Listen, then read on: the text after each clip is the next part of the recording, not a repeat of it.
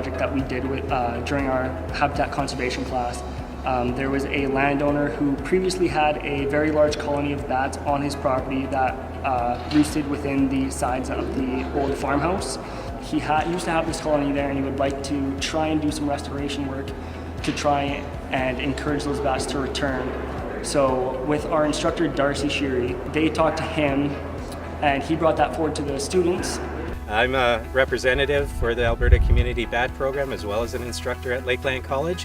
Little brown bats have recently been listed as an endangered species in Canada and elsewhere because of population declines from a disease. This is called white nose syndrome, and is actually killing millions of bats in eastern Canada and the eastern United States. So with the Bat Project, we do a lot of outreach and we try to educate people on how important the bats are for communities, especially for agriculture, or how much they reduce the overall bug populations. We do bat house building for people to put up either on their property, or we've donated some to Alberta Environmental Parks to put up within one of the provincial parks. And that helps avoid the spread of disease because it prevents the bats from colonizing in very large colonies, and they're more isolated colonies. We bring students out for events like this at Lakeland College because that's part of the way we teach.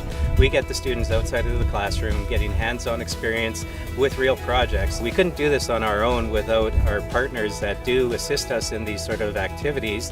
So for this bat restoration, we've got ALUS, the County of Vermilion River, the Alberta Community Bat Program, Lakeland College, and we've even got industrial support from Husky, who is providing some funds. People with that hands-on experience coming from these more technical schools, they're a lot more employable. It also helps us connect with people outside of the school, which might help us in our future careers.